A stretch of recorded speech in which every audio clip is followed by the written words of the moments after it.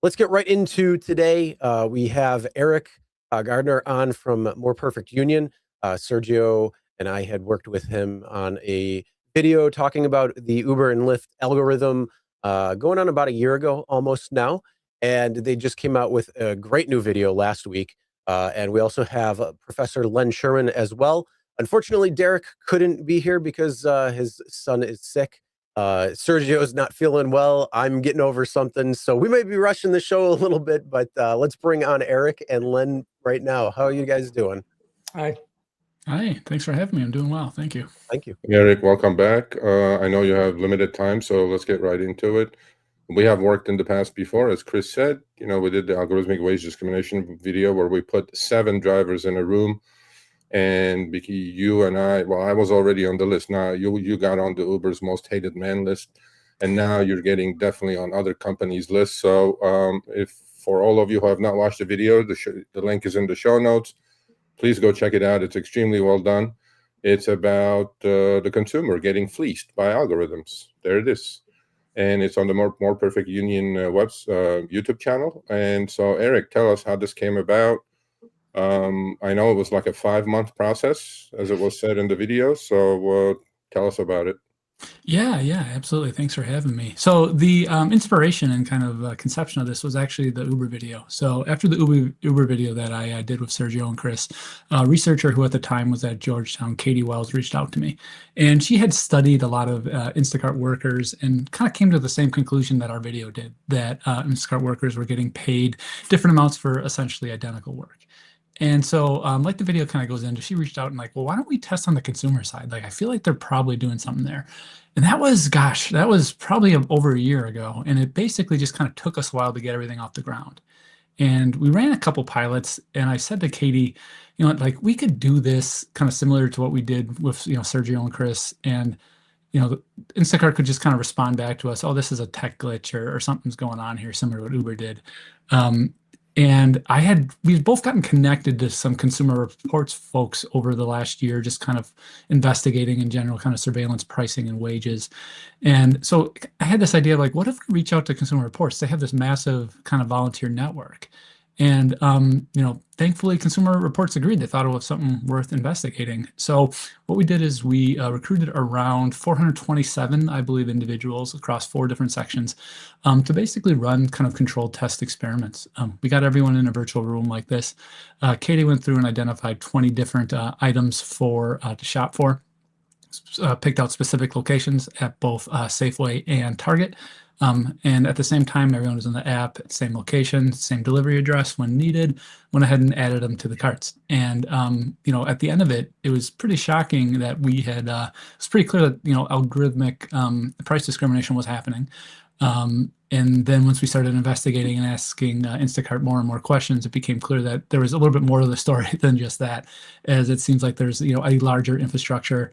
Instacart claims that all that is happening is testing, basically price tests run by retailers. But as you'll see in the video, one of the stores that we tested was Target. We reached out to Target for comment, and they were like, what the heck are you guys talking about? Like, we don't have anything to do with Instacart. We don't know what's going on. So kind of leads us to believe that, Instacart is scraping Target's website, setting and managing the prices on the app, even though they claim to just be kind of this neutral marketplace. So we'll see what happens with that. I mean, is Target the only store that's happening to? I have no idea. I certainly think it's worth investigating. But yeah, I think all third-party apps are doing this. Uber Eats, DoorDash, Instacart, and restaurants are doing it too. I mean, they have to jack prices up just to pay the commissions on them. But the point is, this has been going on the consumer side, and the consumer outnumbers the gig worker by 30-1. So all I know is what you guys did actually went a lot more mainstream than our video did, although our video went viral and did great. And, luckily and thankfully gave you guys the inspiration to work on this video. And I'm sure there will be more to come. And so ultimately, what was the final result, right? I mean, 427 people ordered the same 20 items from the same store at the same time, and they're all getting different prices, right? Yep. So just some high-level facts here. We saw price differences on about 3/4 of all items. In terms of like how prices are assigned, again, Instacart says that it is all random testing, but that doesn't seem to really hold up. So what happens is when you go into Instacart, we don't know how or why, but you're assigned basically what we're calling a price group. So that means that you and I could have this, if we are assigned the same price group, we get the same prices for every single item. In some tests, like the Safeway in Washington, it was about $114 or at the low end for that 20 item basket total. And at the high end, it was about $124. So we're talking like a $10 spread, which adds up. Consumer Reports and Groundwork Collaborative, who were our collaborators on this, kind of crunched the numbers and saw that, if basically this could be costing consumers about $1,200 a year on additional grocery prices through Instacart.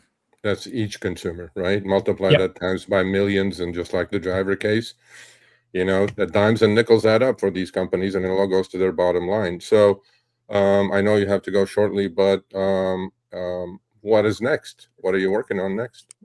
That's a great question. So we're certainly still interested in kind of general surveillance pricing and surveillance wages, having some conversations with some drivers across the nation, potentially looking into a follow-up around that. But in general, just anywhere that there is kind of rising technology, rising, established market power that has negative impact on consumers and workers, we're interested in covering it.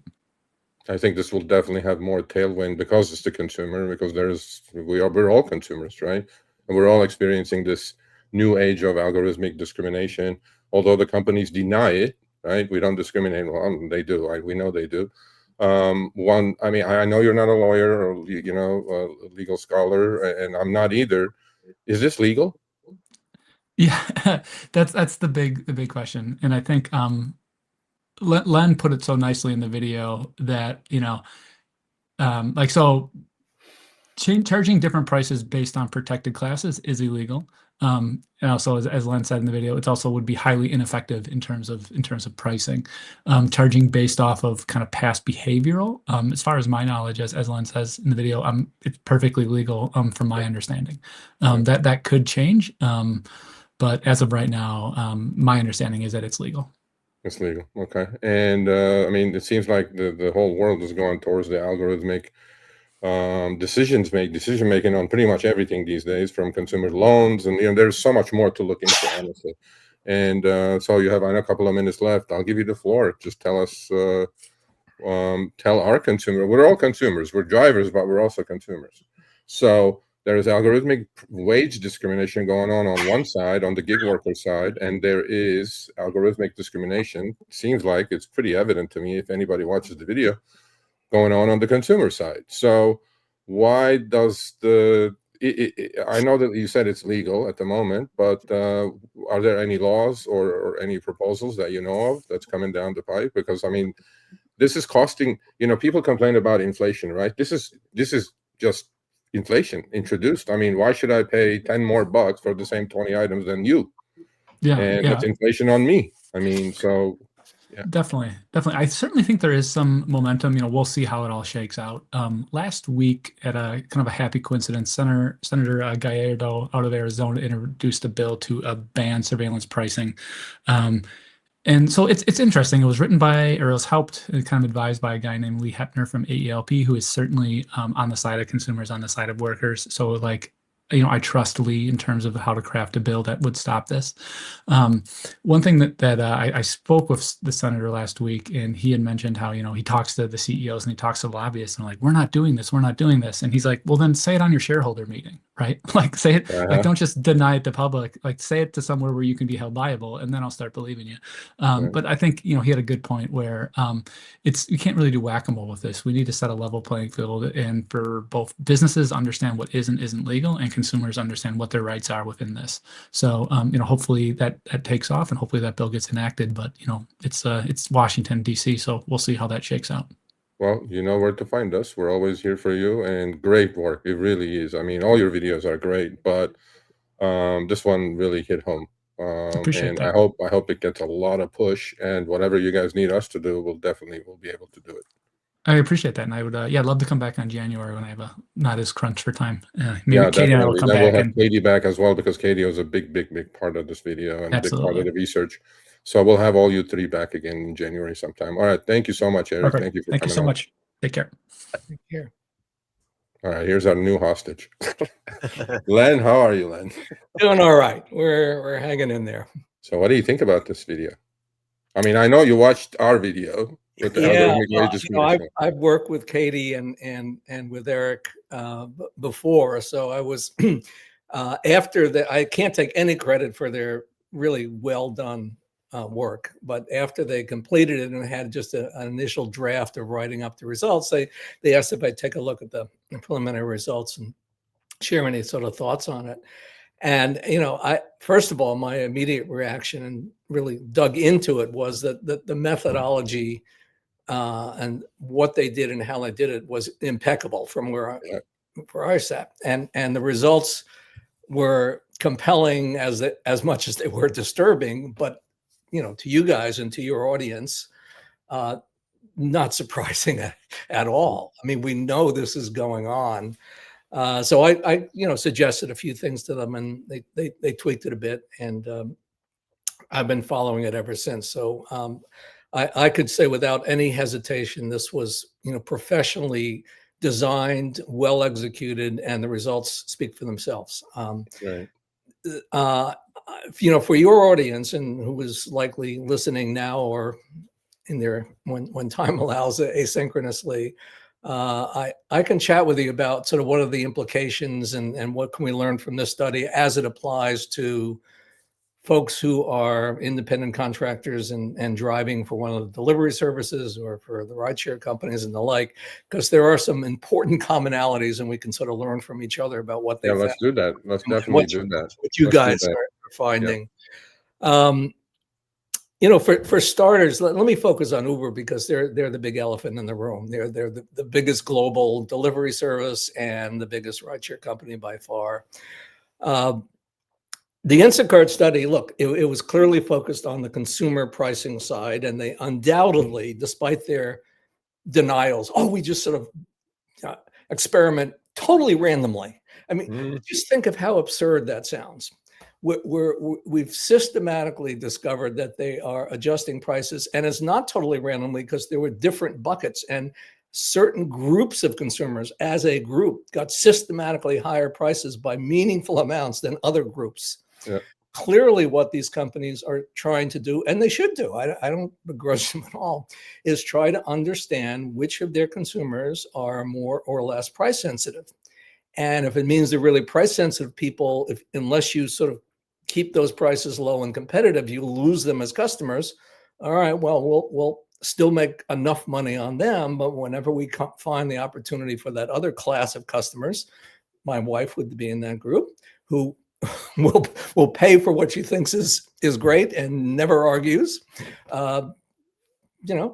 take advantage of it. That's just going on, but it's not random, and it's not just, very rarely do we run these little experiments. It is systematic and it is pervasive.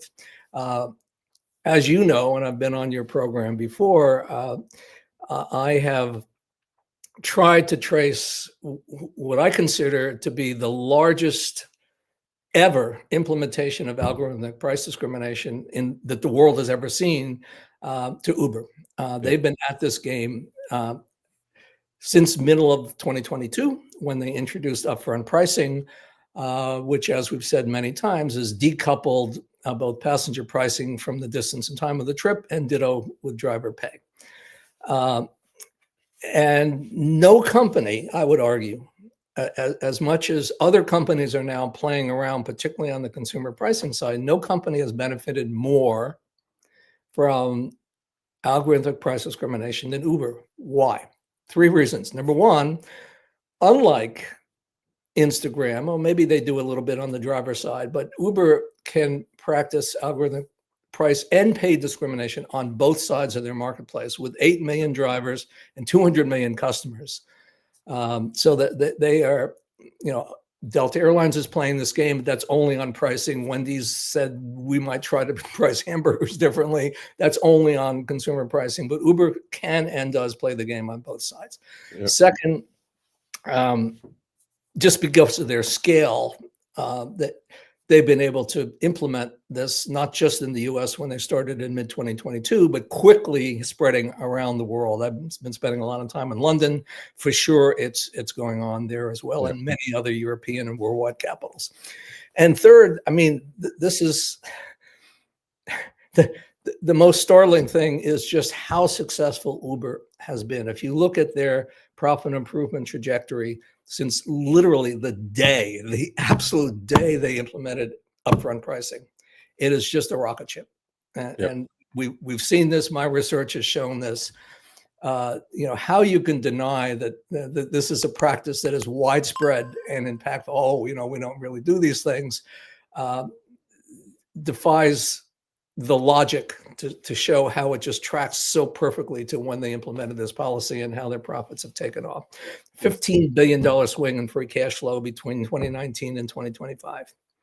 That doesn't come out of thin air. So I would say for the drivers in your audience, which is most of your audience, I suspect, I can also sadly report that my research has shown that Uber's profit improvement has come more at the expense of cutting driver pay than from raising consumer prices. And that's simply because they had been raising consumer prices so rapidly leading into 2022 that their own kind of constant testing about price sensitivity started to begin to show some price resistance. There's just limits to how much we could keep raising prices on consumers. But there apparently has been very little limits on how much they can continue to cut driver pay, which has been going on 2023, 2024, 2025. We'll see what happens next year. Yeah. So it's not surprising to me that other companies, seeing the success of Uber, say we want to get into this game as well.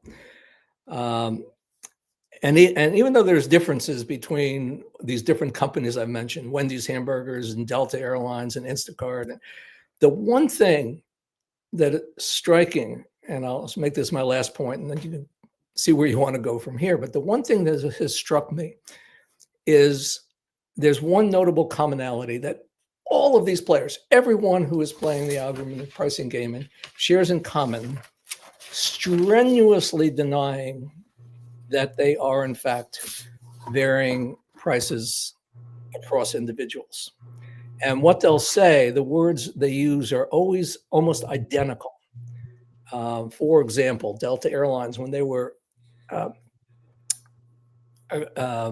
held up to question for what they announced they were about to do, said, "We have never and will never set prices or pay for individuals based on, quote, personal characteristics. We just won't do it." And then the other thing a lot of these companies will say is sort of what Instagram said. On top of that, they say, well, we only vary prices or pay on a very limited basis. And it's strictly random because we're just trying to understand market dynamics. We never do anything with it. We're just trying to play with it and understand it. Yeah. That's those kinds of reactions are as predictable as they are improbable, which is just a polite way for me to say BS. These companies are and should be exploiting algorithmic price discrimination because it gives them opportunities to selectively raise prices and selectively cut worker pay. And it's proven exceptionally successful. And exceptionally profitable, obviously. Let me pause here, but one thing we could get to is, well, is it legal? What should we do about it? What are the public policy implications? I'm much clearer on what they are doing and why and how successful it is. I'm a little less clear about what we. Well, so am I. But I'm glad that this was done on the consumer side, because we have done a lot of work on the driver side. You have done a lot of work on the driver side, and you've had many articles that came out that Uber said lends smoking crack or whatever. Well, they can say whatever they say. Numbers don't lie, and in this case, numbers don't lie either. I mean, personally, I found how strong their denials was validation that we're onto something. So that means there's more truth to it. There you go. Yeah.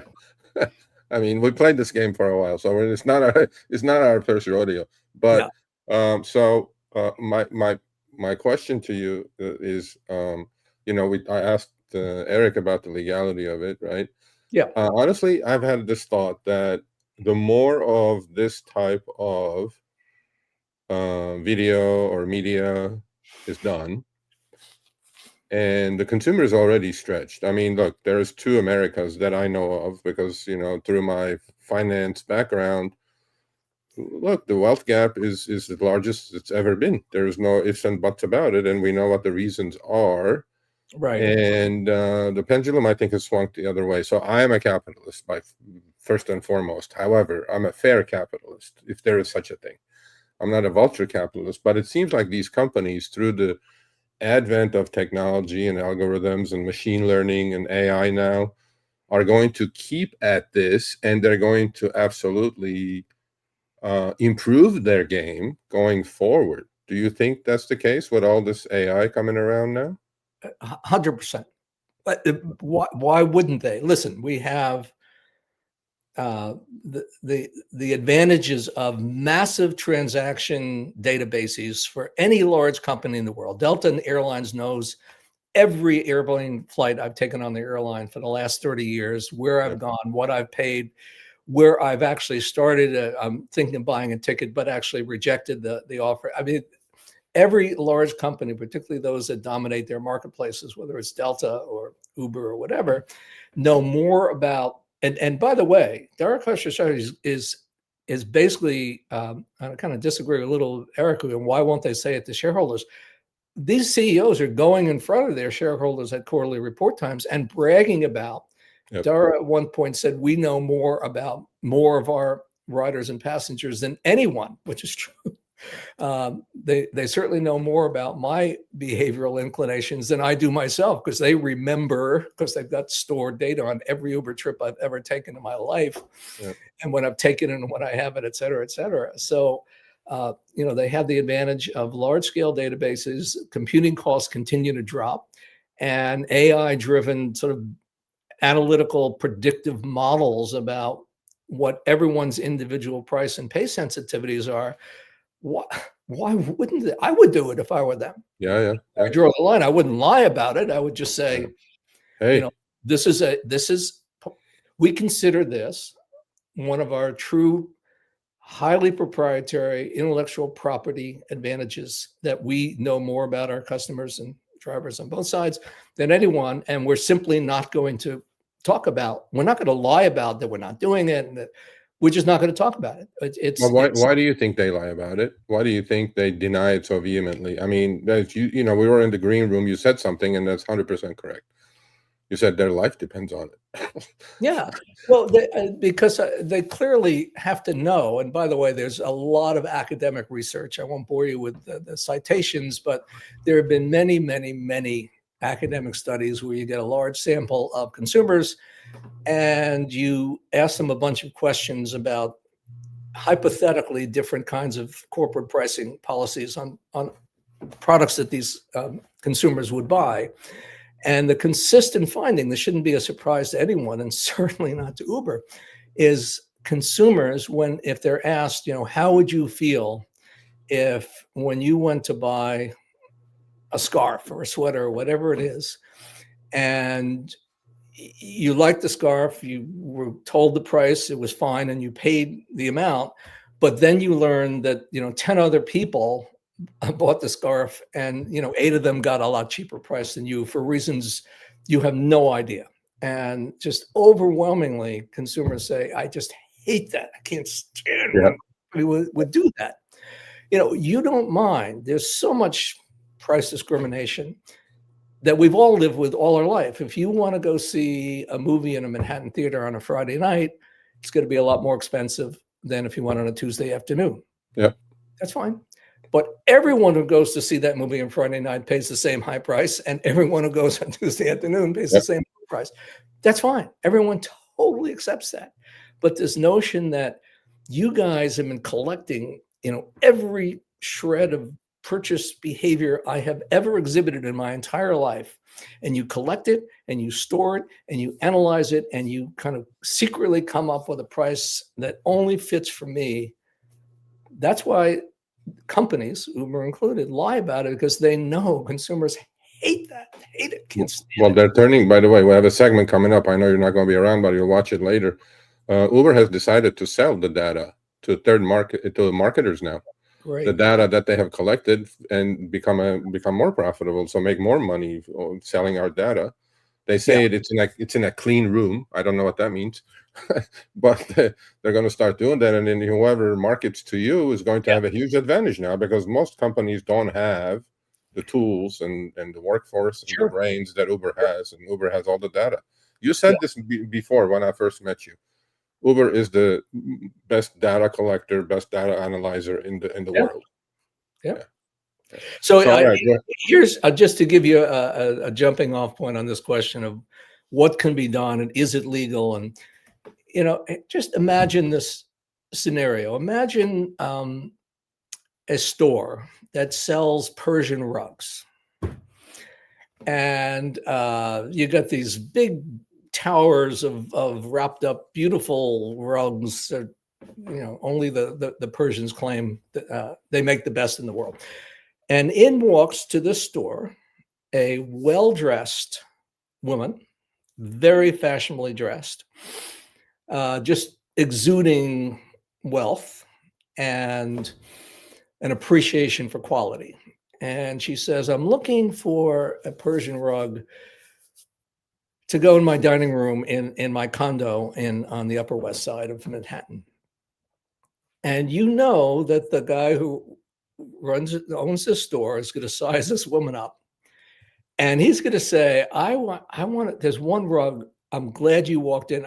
It's this rug. I can tell you has been in my family 4 generations, and even that 4th generation says that it actually was done by a grand wizard and master even earlier than that. This is the most special rug I have. Blah blah blah, and for you only, it's $5,000.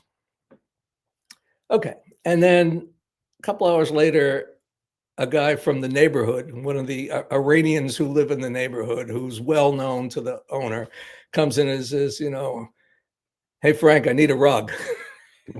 And the same freaking rug, he's not going to give the story about 4 generations. He's going to say, for you, $800. Yeah. This happens all the time. Yeah. Every store owner has the opportunity, and if you're savvy and good at it, God bless you. You're going to take advantage, size up the customer on individual personal characteristics, and change the price. The issue becomes that we just accept that. That's fine.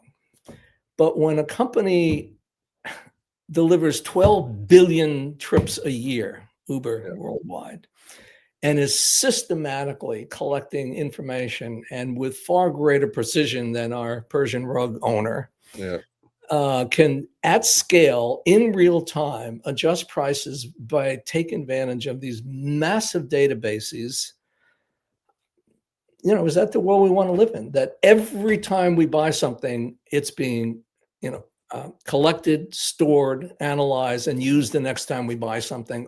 Is that the world we want to live in? I don't pretend to know the answer, but at a minimum, I would think that consumers should have the right to opt out and say, I don't want my information used this way. Yeah, I'm hoping that, videos like this and articles like yours and whatever we can do, obviously, gets play on the consumer side a lot more than the driver's side. Look, you are a driver's advocate, obviously. I am, Chris, this channel is.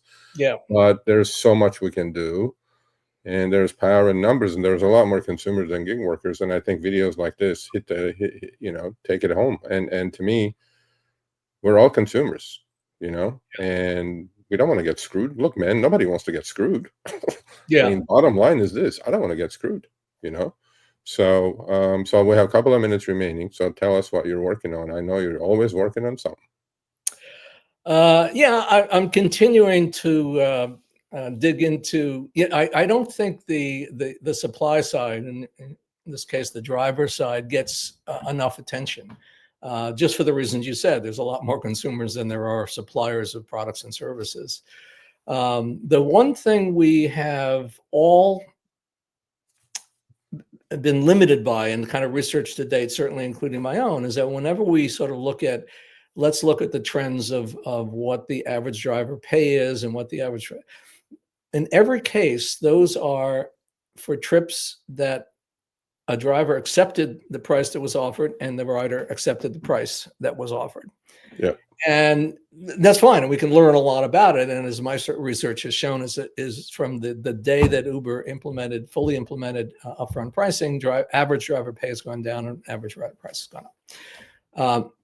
But what we haven't had access to is large scale, like millions and millions of trip offers offered to drivers across the country. And you have over years had one screenshot after another, one driver experience after another. And, in all due respect, as shocking as some of these horrifically horrible offers are, they are anecdotal. And what Uber always says, well, that's not representative. That's, Yep. So my next gig is I've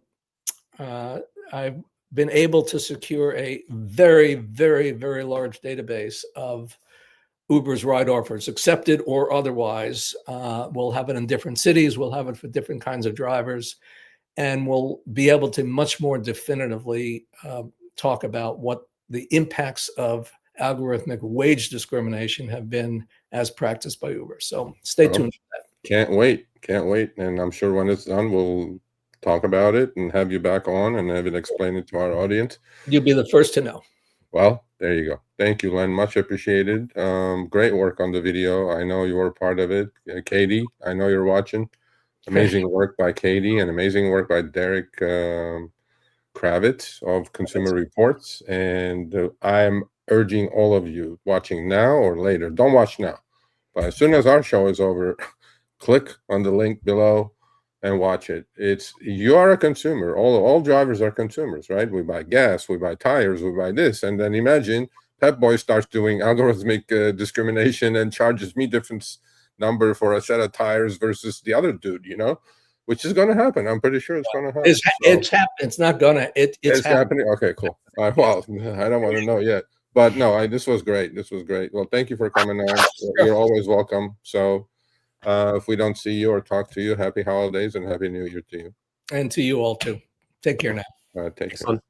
All right, thanks for watching. That short little clip was from our live stream, Show Me the Money Club with Sergio and myself, Tuesdays, 6 p.m. Eastern, 3 p.m. Pacific. Make sure you subscribe, turn on all notifications so you'll be notified when we go live, as well as all of our awesome content.